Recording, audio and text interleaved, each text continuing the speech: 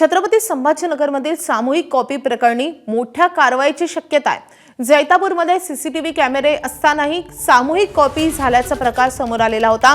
Copy प्रकरणाची शिक्षण राज्यमंत्री पंकज भोयर यांनी गंभीर दखल घेतली आहे। संबंधित संस्था चालक आणि शिक्षकांवर कठोर कारवाई करण्याचे त्यांनी स्पष्टपणे निर्देश दिलेले आहेत। सामूहिक कॉपी प्रकरणाचा अहवाल राज्य मंडळाला सादर झालेला आहे। परीक्षेनंतर विभागीय स्तरावरही समितीमार्फत सखोल चौकशी होणार आहे।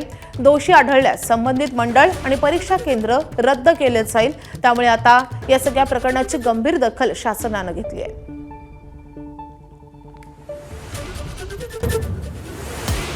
एकनाथ शिंदे शिवसेनेत भाकरी फिरवण्याच्या तयारीत। पक्ष संघटना आणि मंत्र्यांमध्ये बदल केले जाण्याची शक्यता।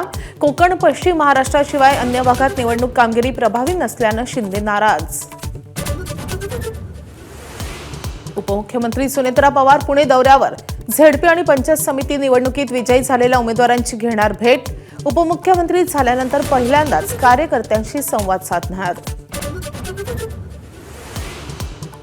तुम्ही 50 खोक्यांच्या आरोपाचे पुरावे द्या, मी चंद्रपुरातील 1 कोटीच्या आरोपांचे पुरावे देतो।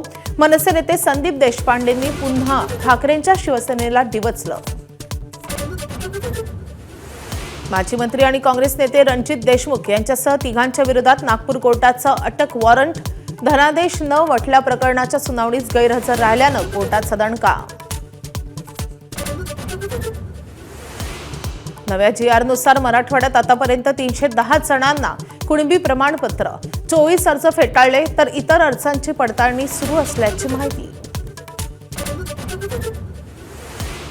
पुण्यातील वारजे परिसरात सराईत गुन्हेगारांची पोलिसांनी काढली धिंड।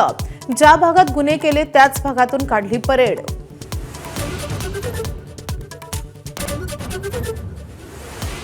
नागपूरकरांचा प्रवास आणखी सुखकर होणार। 50 ई बसेसचं पंतप्रधान नरेंद्र मोदींच्या हस्ते व्हीसीद्वारे उद्या लोकार्पण। शहरातील 11 मार्गांवरून धावणार बसेस। पंतप्रधान कार्यालयाचा पत्ता आजपासून बदलणार।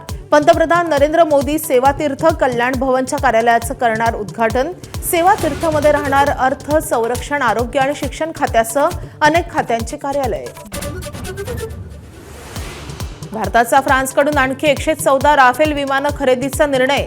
एकूण 3,60,000 कोटी रुपयांची संरक्षण सामुग्री घेणार।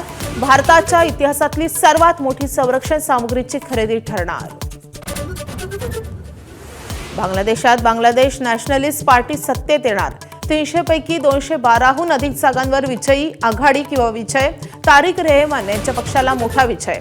जमात ए इस्लामी पक्षाला 72 जागाच मिळणं शक्य। एबीपी माझा, उघडा डोळे बघा नीट।